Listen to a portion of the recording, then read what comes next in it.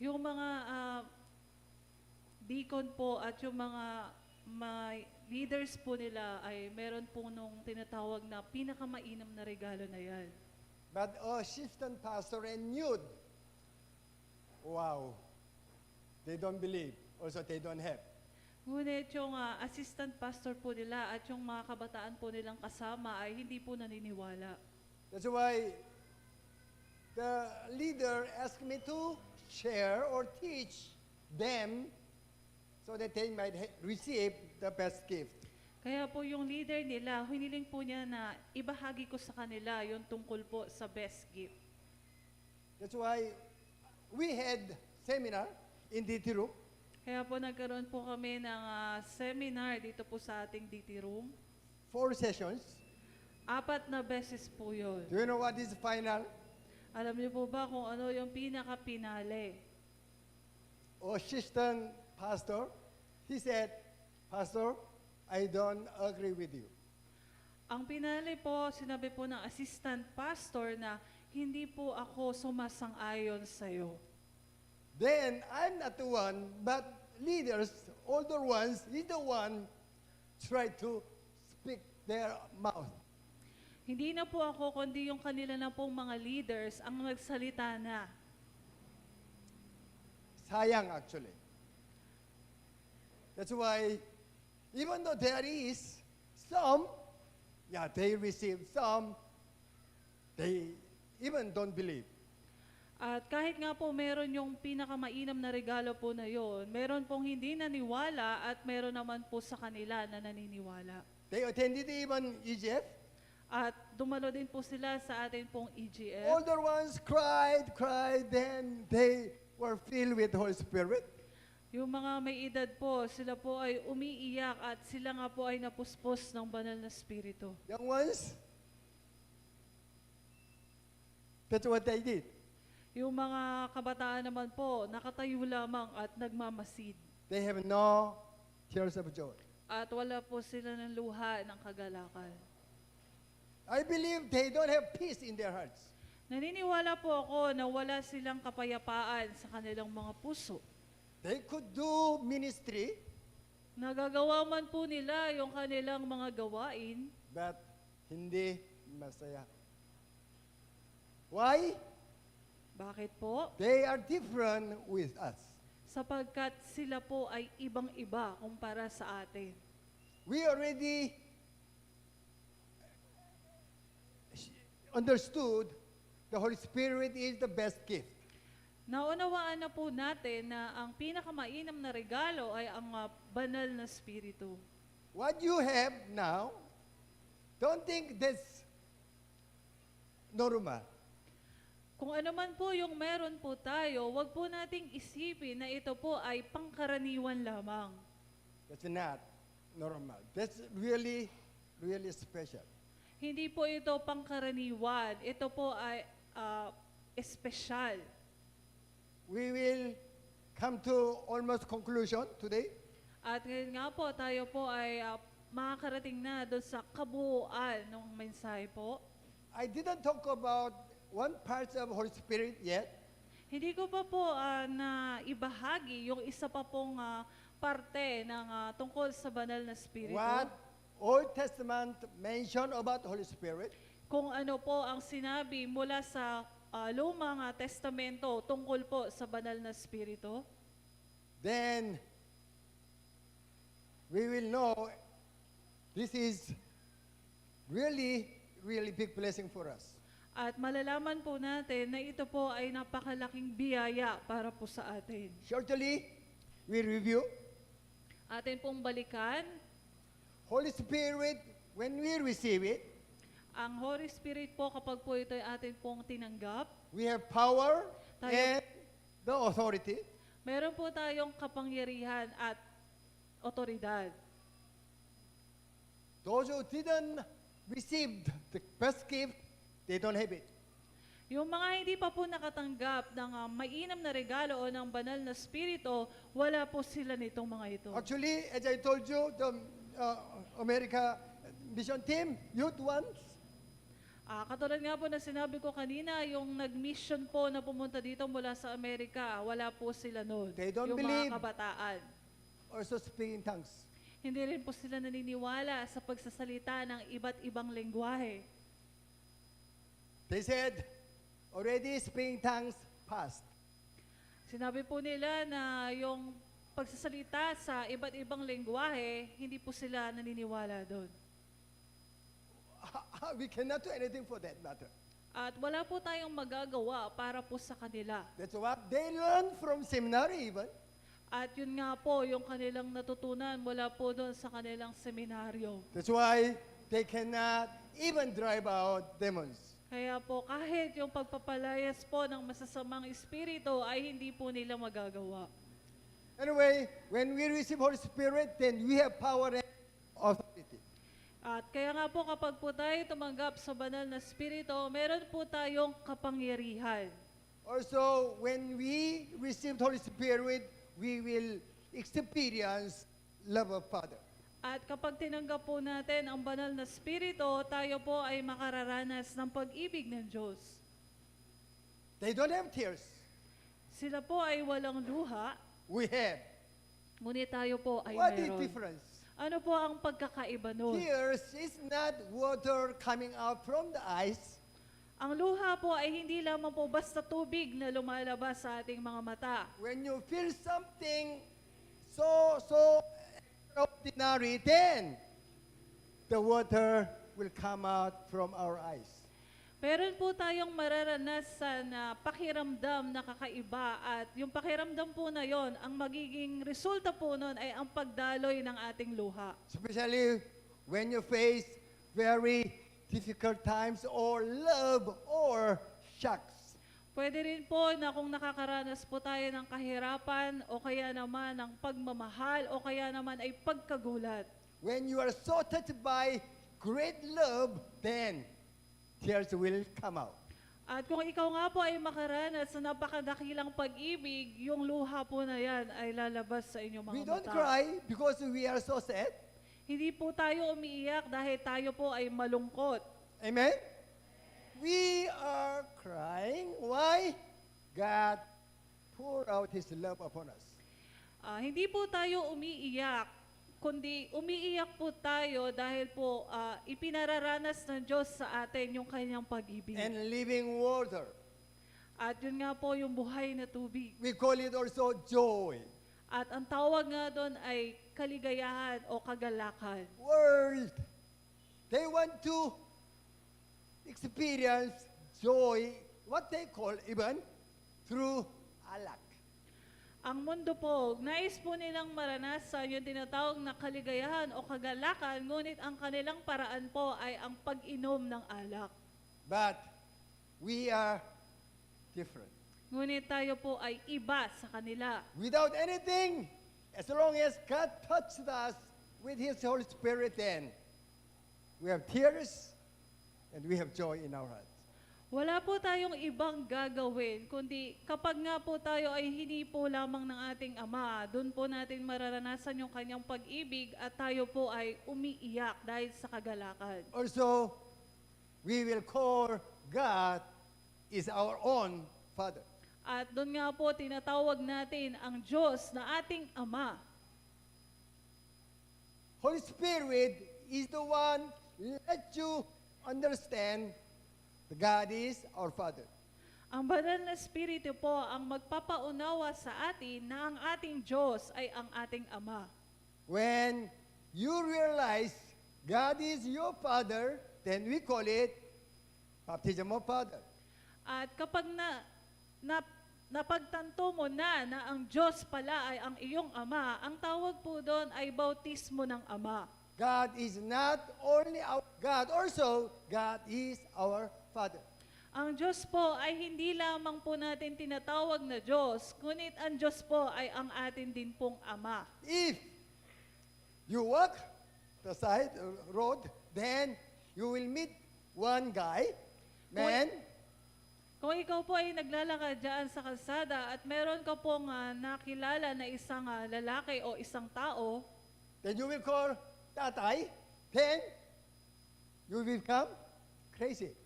at bigla mo na lamang siyang tatawagin na tatay, malamang po ikaw ay nababaliw sa paningin nila. You call only your physical father. Tinatawag po nating tatay, yung tatay natin, kasi sila po yung ating pisikal na ama dito sa mundo. We call father. Ngunit ang Diyos po ay tinatawag nating ama. Why? He is our father. Bakit po? Sapagkat siya nga po yung ating ama. Even Matthew chapter 24 said, Kahit po sa Mateo 24, sinabi po doon, do not call anyone on the earth father. huwag po nating tawagin na ama ang sino man dito sa mundo. Your father is in heaven. Sapagkat ang iyong ama ay nasa langit. Yes. Also, last time I told you, as long as your belief become he is your father, then everything is over. At kapag nga po ikaw ay napagtanto mo na at tinawag mo na ang Diyos ay iyong ama, ang lahat ng bagay po ay nasettle na or naayos na. For example, as I told you, the presidente isn't your friend or your relative. Halimbawa po, ang presidente po ng bansa po natin ay iyong kamag-anak o kaibigan. You become also different. Ikaw po ay magiging iba rin. How much more God is our Father? Gaano pa po kaya kung malaman po natin na ang Diyos pala ay ang ating Ama. That's why we call Abba Father. Kaya po ang tawag natin sa Kanya ay Abba Father o aming Ama. Then, teaching is also the one element of Holy Spirit. At ang pagtuturo nga po ay isa sa bahagi ng Holy Spirit. Holy Spirit knows everything about God. Ang banal na Espiritu po ang nakakaalam ng lahat ng bagay patungkol po sa Diyos. 1 Corinthians chapter 2:10, the Spirit searches all things, even the deep things of God. Sa unang Korinto nga po, chapter 2, verse 10, sinasabi po dito na ang Holy Spirit ang nakakaalam ng lahat ng bagay, kahit pa po yung pinakamalalim na bahagi patungkol sa Diyos. That's why how we understood is by Holy Spirit. Kung paano po tayo nakakaunawa, ito po ay dahilan at sa pamamagitan po ng banal na Espiritu. Also, how we get correct interpretation of the Bible, also Holy Spirit too. Ganon din naman po yung pag-i-interpret o pagpapaliwanag ng Biblia, ito po ay sa pamamagitan din po ng banal na Espiritu. The pinaka-important matter of the best gift is the ownership. At ang pinaka-mahalagang bahagi po ng banal na Espiritu ay yung paglalagay ng siya yung may-ari. As I have very bad habit. At alam nyo nga po na meron po akong mga kakaibang gawain. Giving anyone a critical question. Ang pagbibigay po ng mga katanungang mahihirap. How can you prove you are saved? Kung halimbawa po, paano mo papatunayan na ikaw ay ligtas na? That's the one of the critical question. Yun po yung isa sa mga critical na tanong. So how can you prove you become child of God? Paano mo nga ba mapapatunayan na ikaw ay anak ng Diyos? As you studied already 5 assurances, then we have our own answer. At pagkatapos nga po natin mapag-aralan yung 5 kasiguraduhan, ngayon po siguro meron na po tayong kasagutan. But it cannot be the correct answer. Ngunit masasabi po natin na hindi pa ito yung tamang kasagutan. But the Holy Spirit is the one, the evidence you are child of God. Ngunit ang banal na Espiritu po ang nagbigay ng patunay na ikaw ay anak ng Diyos. Then, as long as we have gifts of speaking tongues even, then we could prove we are children of God.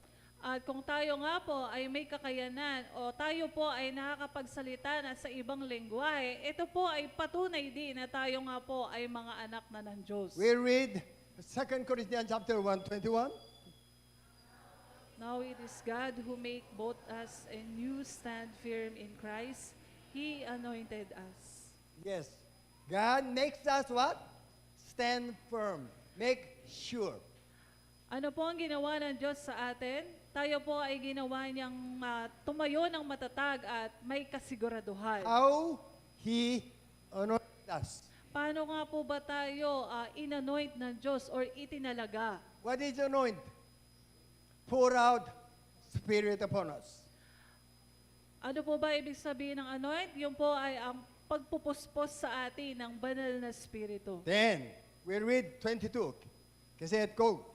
Set His seal of ownership on us and put His Spirit in our hearts as a deposit, guaranteeing what is to come. Yes. That's why it is so important to receive the best gift, to have assurance we are children of God. Napakahalaga po ng pagtanggap do sa pinakamainam na regalo o yung tinatawag nating banal na Espiritu para po mapatunayan natin o magkaroon po tayo ng kasiguraduhan sa ating pagiging anak ng Diyos. When I know it, I couldn't stop the practicing speaking tongues. Nung nalaman ko po ito at natanggap ko na, hindi ko na po mapigilan yung patuloy na pagsasalita sa ibang lengguwahe. This is evidence of seal of ownership. Ito pala yung patunay ng kasiguraduhan na ikaw ay pagmamayari niya o ikaw ay anak ng Diyos. Then, even though I rode the bus, At kahit pa po ako ay naglalakbay sa bus, then I didn't stop to speak in tongues even. hindi ko po mapigilan yung pagsasalita sa ibang lengguwahe. Bus is moving, then I have to cover my mouth. At kahit pa po tumatakbo na yung bus at nakatayo po ako at nakahawak, hindi ko po mapigilan, tinatakpan ko na lang po yung aking bibig. If someone will see me, they thought I'm crazy. Kung meron pong makakita sa akin, iisipin niya na ako ay nababaliw na. That's why I cover my mouth with my arms, then continually speak in tongues. Kaya tinatakpan ko na lamang po ng aking braso, yung aking bibig, at patuloy po akong nagsasalita sa ibang lengguwahe. And tears was rolling down on my face. At yung luha nga po ay bumabagsak sa aking mga mata. Nobody can get it. Ngunit wala pong nakakaunawa. Only God gave us for His children. Ngunit tanging ang Diyos lamang po ang makapagbibigay niyan para sa kanyang mga anak. Amen. Amen. Amen. That's why we are sure we are children of God. Kaya po may kasiguraduhan po tayo na tayo po ay mga anak ng Diyos. Why God gave us the best gift?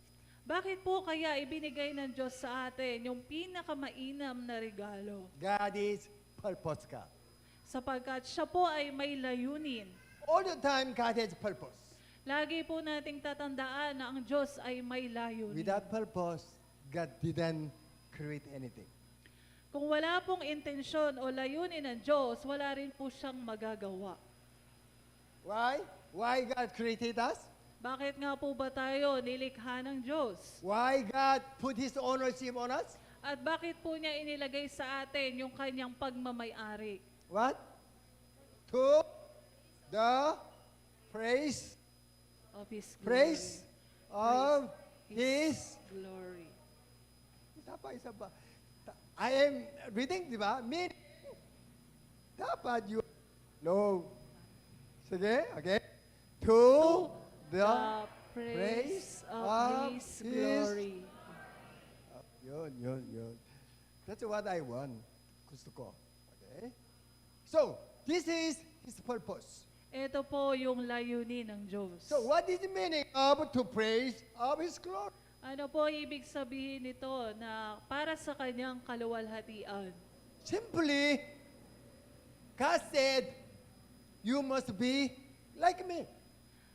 Sa madaling salita po, ang sabi po ng Diyos, nais ko na maging katulad kita. Father talk to his children, you must be like me. Ang ama, kinakausap niya yung kanyang mga anak at sinasabi na dapat ikaw ay maging katulad ko. It's not bothering. Hindi po ito para guluhin lamang That's ikaw. what God wants us to be. Dahil yan po ang nais ng ating ama. That's why we are his children, then God put his ownership on us. Kaya nga po, tayo nga po ay mga anak ng Diyos at tayo nga po ay nilagyan ng Diyos ng kanyang pagmamayari. What is subtitle for today? Be Filled with the Holy Spirit. ano? Isa pa. What is subtitle for today? Be filled with the Holy Spirit. So be filled with the Holy Spirit. Ang mapuspos po ng banal na Espiritu. How can you be like Father? Paano po kaya tayo magiging katulad ng ating Ama? Only one way to. Isa lamang po yung paraan. We already received the best gift, Tayo nga po ay tumanggap na ng pinakamainam na regalo o banal na Espiritu. but we must be filled with the best gift. At dapat po tayo ay mapuspos o mapuno ng pinakamainam na regalo o banal na taas. Espiritu. Okay. Then, why? Okay. Why God put the seal of ownership? Bakit po nilagay ng Diyos sa atin yung seal of ownership? Why? Bakit po? Why? To the praise of His glory. Yes. Then, why God made us His children?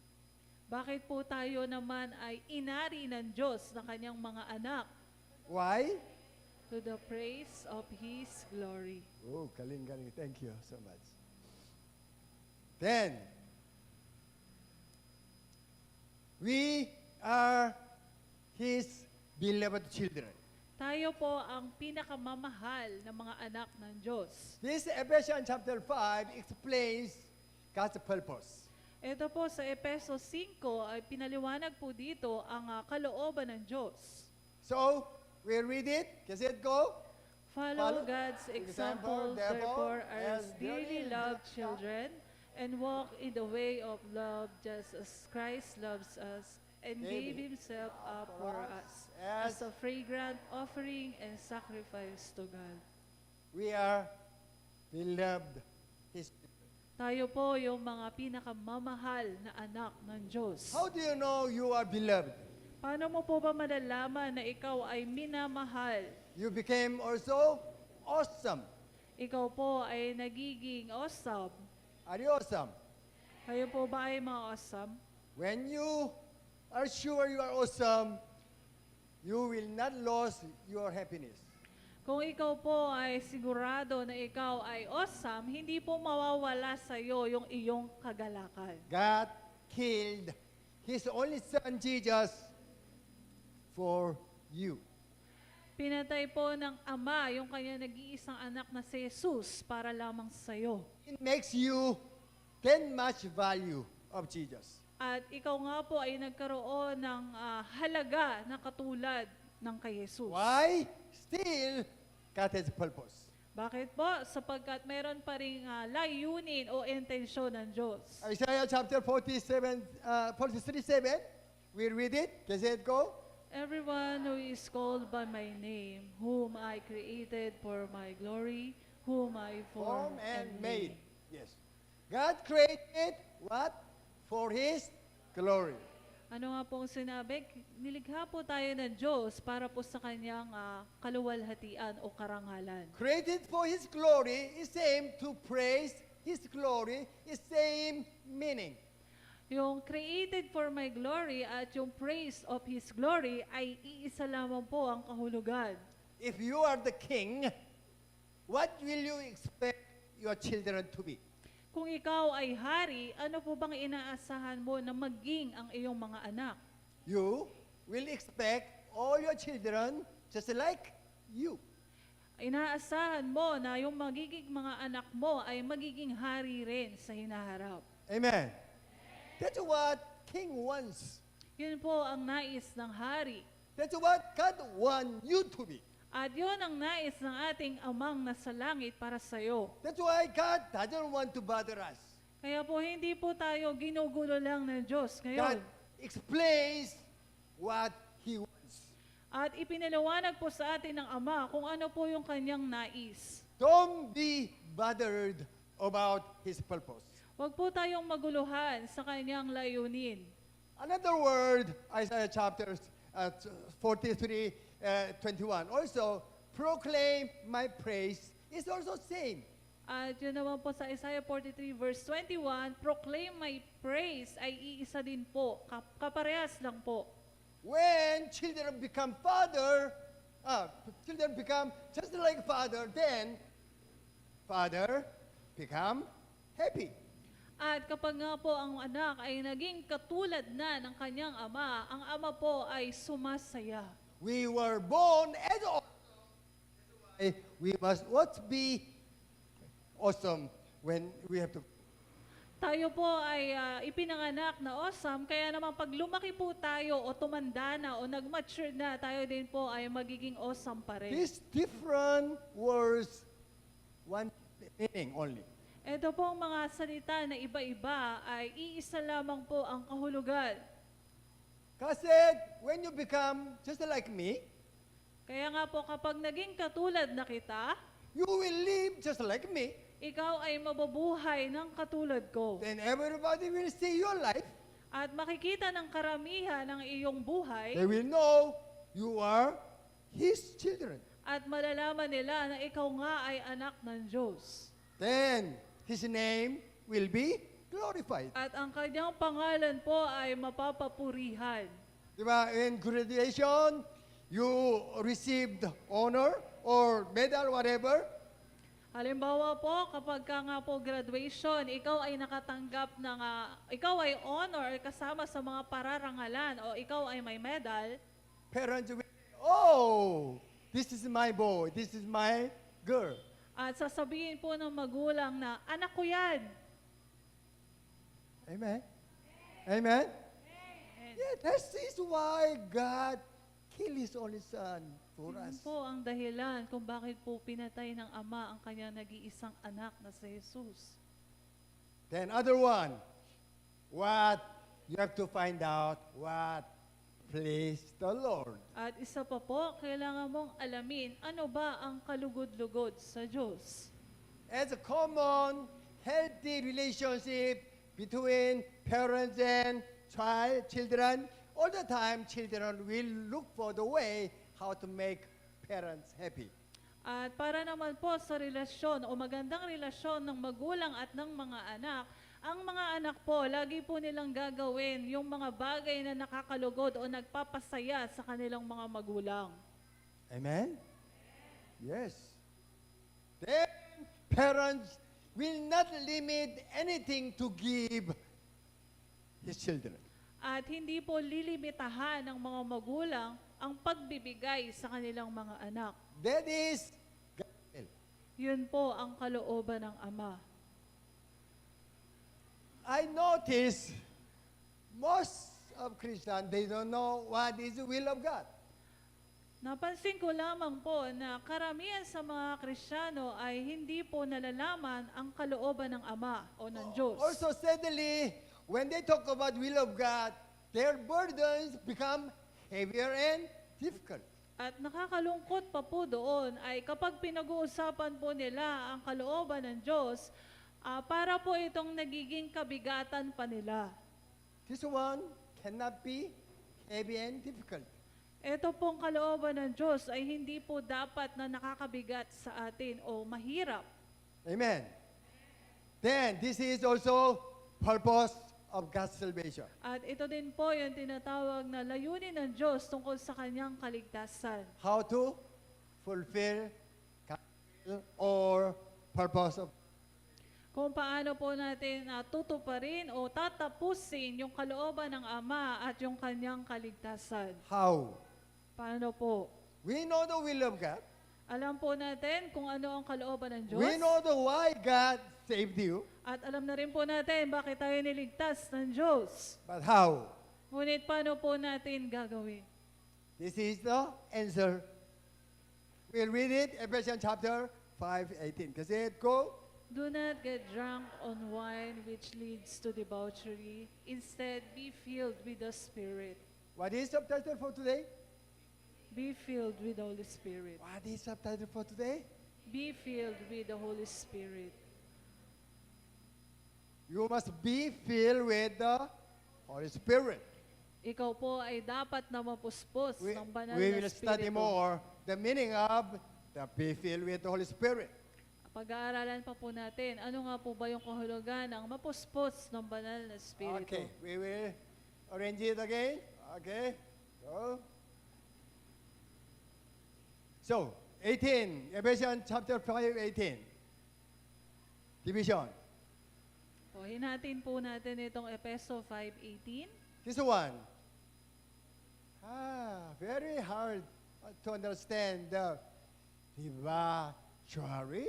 Debauchery. Anyway, this one is meaning Ito po yung kahulugan ng debauchery. when they got drunk, they will do these matters. Kapag po sila ay nalasing na, ito po yung kanilang ginagawa. Anyway, do not get drunk on wine, Huwag kayong malasing ng alak. Huwag kayong maglasing. but be filled with the Holy Spirit.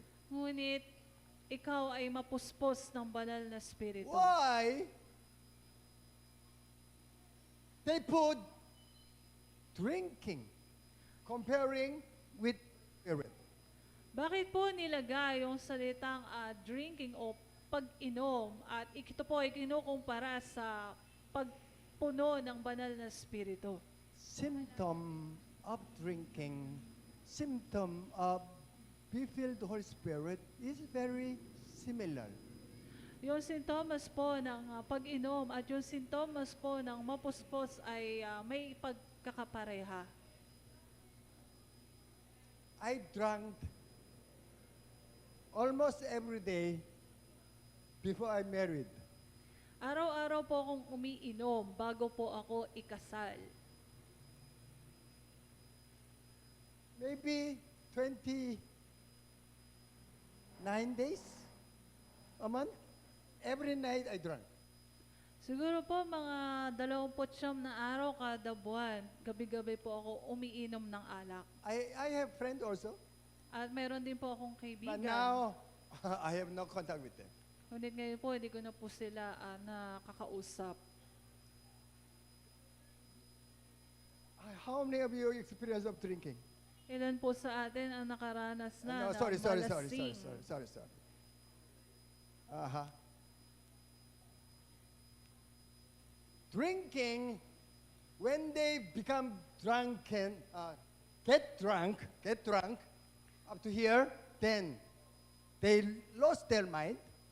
Ang pag-inom po, kapag po sila ay dumating na doon sa tinatawag na lasing na at umabot na po hanggang ulo yung kanilang kalasingan, Even fell down, they couldn't feel pain. kahit pa po sila ay matumba, hindi na po sila nakakaranas ng sakit. In Korea, sometimes there is dead person on the street. Sa Korea po, meron po mga ganyang tao na nasa kalsada. They get drunk, then they didn't go home directly. They couldn't go home. Sila nga po ay lasing na at hindi na po nila kayang umuwi sa kanilang bahay. The electric poste, they took up their shoe and hung it. At yun nga po mga poste na may ilaw, They removed their shoes even there. hinubad po nila yung kanilang mga kasuotan at sinasabit po doon at natutulog. He thought that is his room. At yun na nga po yung kanyang magiging silid o And? tulugan. Lay down and sleep. Yun po, sa gilid ng kalsada. Tapos, frozen, matay. At nanigas na po o nalamigan na at namamatay na po sila doon sa sobrang lamig. What I told you, the symptom of get drunk and be filled Holy Spirit is very similar. Sabi ko po kanina ay yung pagkalasing o pag-inom at yung pagpuno ng Holy Spirit ay mayroong halos kaparehas na kahulugan. Get drunk on wine can be translated, be filled with wine. Yun pong pag-inom ng wine ay pwede rin po nating i-translate or ipareha sa mapuno ka ng wine. I had teaching for the pastors, the extension class. Meron po akong tinuturuan yung mga pastor po yun. Ito po ay extension or bahagi rin po ng klase In Bataan. sa Bataan po. Then after finished the session, I prayed for the pastors. At matapos po yung aming pag-aaral, pinanalangin po yung mga pastor. Most of them become drunken, At get drunk. may ilan po sa kanila or karamihan po sa kanila ay parang mga lasing na. We are so healthy. I couldn't see much the get drunk. Tayo po ay masyadong malulusog. Hindi po ako makakita dito ng mga nakakainom or Most of lasing. pastor become hilo. At- Hilo. At yung pastor nga po doon ay naging hilo po, nahihilo. One of them from Angeles. At isa po sa kanila ay mula sa Angeles, Once I Pampanga. told you, his body, parang, what do you call it? So fatty. Mataba po. Then anyway, he become drunken Holy Spirit. At meron po doon isang lalaki na medyo mataba po at siya nga po ay napuspos ng So banal he na moves. spirito. Then we followed, not only me, because he might fell down. At sinusundan ko nga po siya dahil baka po siya ay matumba bigla. So after few minutes, several minutes, I stopped because it was closed. At matapos po ilang minuto, tumigil na po ako sapagkat tapos na po yung aming klase. Then still he was drunken. At siya pa rin po ay napupuspos ng banal na spirito. He's supposed to go back to Angeles by motor. Siya po ay dapat na uuwi sa Angeles ng nakamotor. He cannot because drunken. Not wine, but Holy Spirit. Hindi na po niya magawang mag-drive sapagkat siya po ay napupuspos ng banal na spirito. That's why let him sleep. Then next morning he went back to Angeles. Kaya po siya ay natulog na lamang doon at kinabukasan na po siya nakauwi. As long as someone will filled with Holy Spirit, they cannot do by themselves. At kapag nga po ang isang tao ay mapuspos ng banal na spirito, hindi na po sila makagagawa ng ayon sa kanilang sarili. Wine, alcohol, also same. Bakit po? Ganon din po sa pag-inom ng alkohol, parehas po. Holy Spirit, also same. Ganon din po kapag ikaw ay napuspos ng banal na spirito. Get drunk meaning the wine is the one will control the body. Ibig sabihin po ng get drunk o pag-inom ng wine, yung wine na po ang kokontrol sa iyong katawan. Be filled, also controlled by Holy Spirit totally. At ang mapuspos po ng banal na spirito, ang Holy Spirit o banal na spirito naman po ang kokontrol sa buong mong katawan. That's what God wants us. Yun po ang nais ng Diyos para po sa atin. Not only once we receive the Holy Spirit, Hindi lamang po ang pagtanggap sa banal na spirito, we must be filled with the Holy Spirit. kundi tayo po ay dapat na mapuspos ng banal na We spirito. must get drunk with Holy Spirit. Na tayo po ay dapat na parang maging lasing sa banal na spirito. How? Paano po? So, sorry. Ulit. How? maano po tayo, mapupuspos. This one, get, drink, wine? No, it's not. Yung mapuspos, o yung Ulit. maging lasing po ay hindi dapat. How we will fulfill the God's purpose? Paano po natin tutuparin o gagawin yung layunin ng Diyos? How to praise His glory? Paano po natin mabibigyan ng karangalan yung kanyang How- pangalan? How will we fulfill the will of God? At paano po natin tutuparin yung kanyang kalooban? How even we fulfill the purpose of God's salvation? At paano po natin tatapusin yung kanyang plano para po sa ating ganap na kaligtasan? This morning, when I stood at the back, why we don't be filled with the Holy Spirit? Ngayong umaga po, habang nakatayo po ako sa likod, ako po ay napatanong na bakit hindi po tayo mapuspos ng banal na spirito. We are actually in Him. Tayo po ay nasa Diyos na. He is also in us. At ang Diyos nga po ay sumasa atin na rin. For example, you are inside the water. Halimbawa po, ikaw po ay nasa loob ng tubig o nakalubog ka sa tubig. As long as you open up your mouth, water will come in. At kapag nga po binuksan mo yung iyong bibig, ano po yung papasok sa iyong bibig? Right? We are inside what?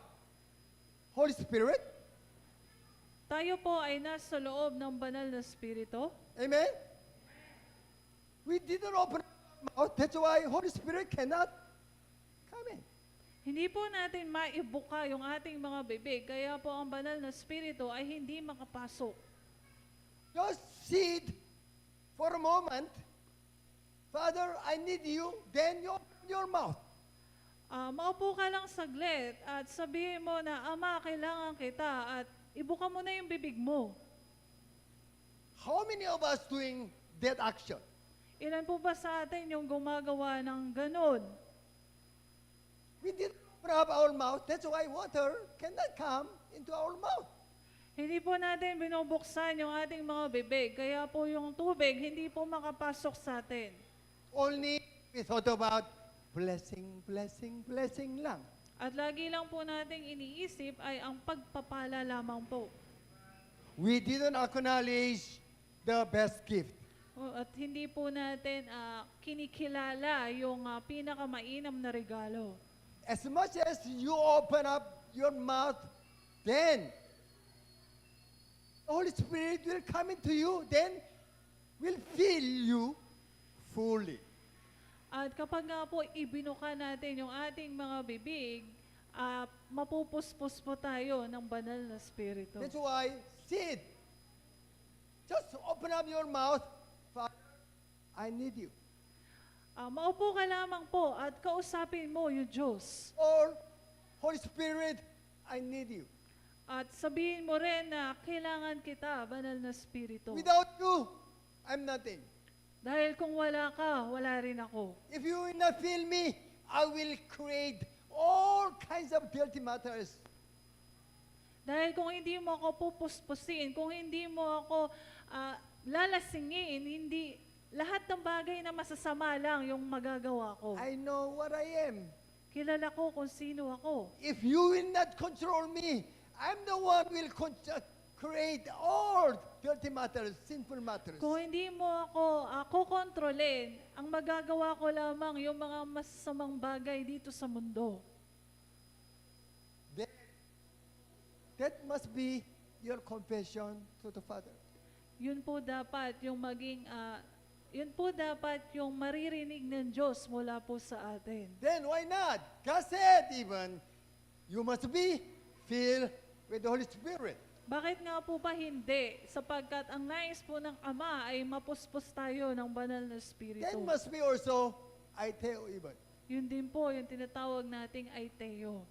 That's what also the best gift. At yun po yung pinakamainam na regalo. Do not ask anything.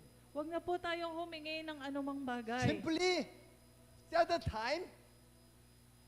Ang gawin lamang po natin, mag-set po tayo ng Even oras. 30 minutes, still okay.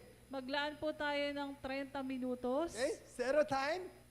Magalaan po tayo ng oras. And you sit there At doon ka po, umupo. and open up your mouth. At buksan mo yung mga bibig mo. Tell him sincerely, At sabihin mo sa kanya ng buo mong katapatan I need you. na kailangan kita. For nothing but for you alone.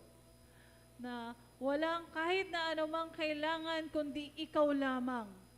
And then he will fill you, then he will to be like him. At ikaw nga po ay pupunuin niya o pupuspusin niya at pagpapalain ka po niya na maging katulad niya. This is actually the prayer. Ito po dapat yung ating maging panalangin. Open up your mouth and ask him to come into you. Buksan mo yung bibig mo at hilingin mo sa kanya na pumasok siya sa buhay mo. How we can praise him? Paano po natin mapapapurihan ng Diyos? All the time, it's so easy to say, oh, I praise you. Maraming beses po na parang andali-dali lamang pong sabihin na ikaw ay aming pinupuri. Without Holy Spirit, whatever we speak out become meaningless. Kung wala po o hindi tayo napupuspos ng banal na spirito, ano man po yung sasabihin natin sa Kanya ay parang wala lang kabuluhan. Our only purpose why God gave us the best gift is praise His name. Ang tanging layunin po ng Diyos kung bakit niya po tayo pinupuspos ng banal na spirito at ibinigay yung pinakamainam na regalo ay para po sa Kanyang kaluwalhatian. How do we praise Him? Paano po natin siya pupurihin? As long as we will become just like Him, then we praise Him. At kapag nga po tayo ay naging katulad niya, tayo po ay makakapagbigay na ng papuri at karangalan sa Diyos. Our application for this message. Ito po yung application po natin para sa mensahe po na ito. How we will have full the best gift. Paano po tayo magkakaroon ng pagkapuspos, ng punong-puno ng banal na spirito? Not only one portion, but whole portion. Hindi lamang po isang bahagi, kundi yung buo po na bahagi. Application. Ito po yung kailangan nating gawin. Set your time. Maglaan po tayo ng oras. Morning, even evening still okay. Sa umaga po o kaya po sa gabi. That time must not be bothered by anything. Okay? Set time. Maglaan po tayo ng Then, face to face, then ask Him only one matter. mukha sa mukha. Higit po natin sa ating Ama. Okay? Father, I open up my mouth. Please come into me. Ama, binubuksan ko yung aking puso. Pumasok ka. Then, your joy will be restored. At yung kagalakan mo ay maibabalik sa'yo. Okay? Then, you will have full energy for one day. At ikaw ay magkakaroon ng kakaibang lakas. You will have power to overcome the difficulties. At magkakaroon ka ng kalakasan para pagtagumpayan ang lahat ng bagay. God already prepared.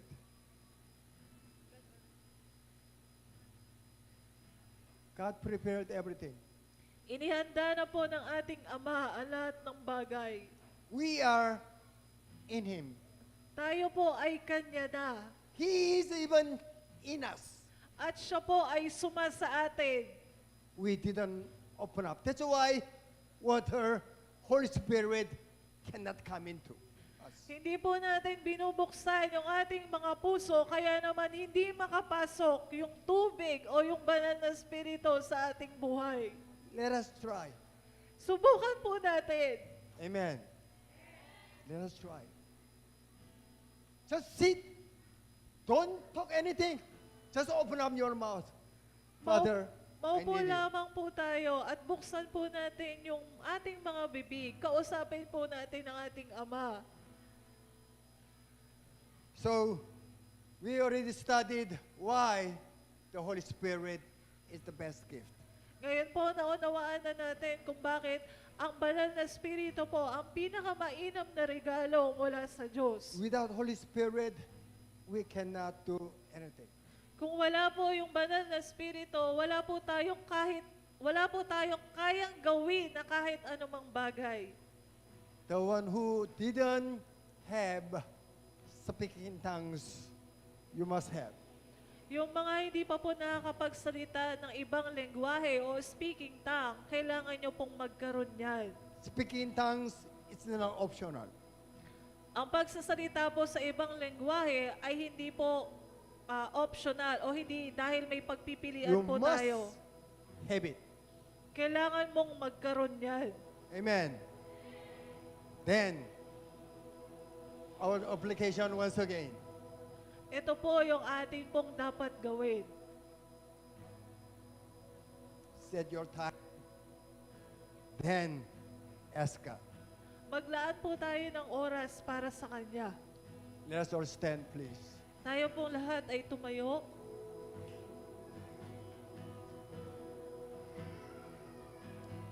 Let us give thanks to the Father. Tayo po ay magpasalamat sa ating Ama. He is not only saved us, Hindi lamang po niya tayo iniligtas. also He gave us the best gift. Ngunit ibinigay po niya sa atin ang pinakamainam na regalo. Not only for anything, but for His glory. Hindi po para sa anumang bagay, kundi para po sa kanyang kaluwalhatian at karangalan. Thank you, Father. You gave us the message for this morning. Salamat, Ama, dahil ibinigay mo Oh, sa amin hallelujah. yung napakagandang mensahe ngayong umaga. Hallelujah. Let us lift it up our two hands. Taas po natin ang ating dalawang kamay. As much as you shout hallelujah, At sumigaw po tayo ng malakas na hallelujah. are you ready? Are you ready? Handa na po ba tayong lahat? Shout Sigaw po hallelujah! tayo! Shake, Hallelujah! shake, shake, shout, shout, shake, shake, go. Shake, shake, shake, shake, shake, shake, shake, shake,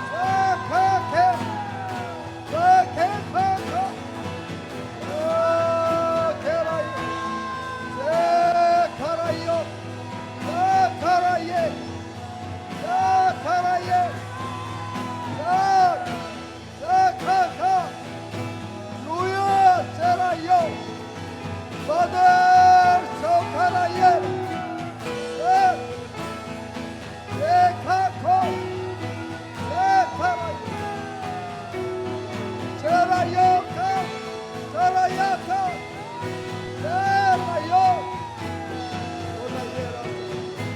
Hallelujah! Karayara! Okay.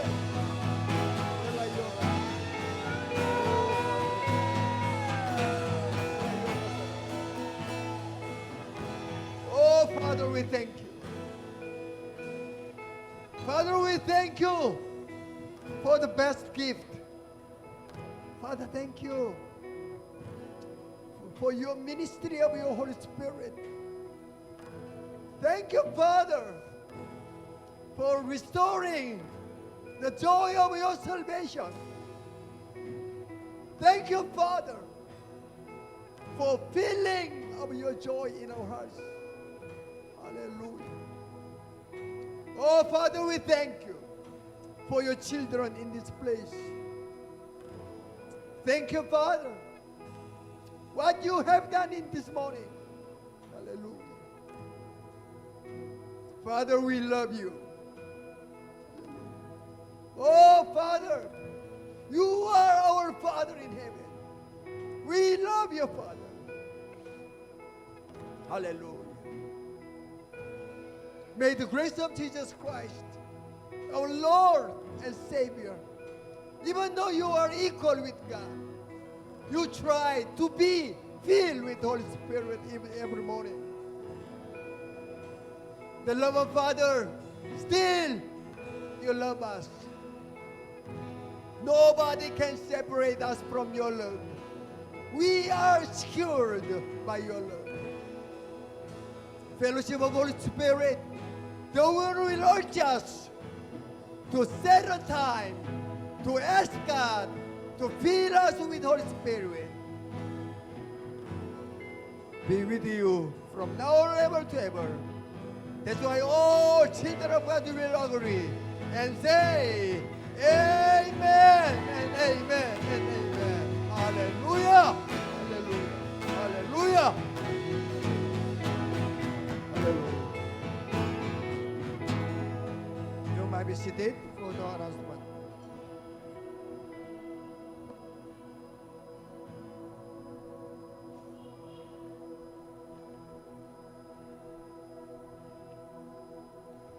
Announcement po. So, ang ating Lord's service po ay nagsisimula po ng alas 8. So, wag po tayong malate. So, paalala po yan. Ganon din naman po, nga po nung mensahe nung linggo, maglaan tayo ng oras para sa encountering natin sa Holy Spirit. Meron po tayo dito sa church. Magandang balita po yun. 6:30 po yung aming po panalangin sa lugar na ito. Kung maglalaan po tayo ng oras, dito na po. Bakit po? Ano mang mangyayari? Sabi nga po, pag ikaw na-filled ng Holy, napuno ka ng banal na Espiritu, malasing ka.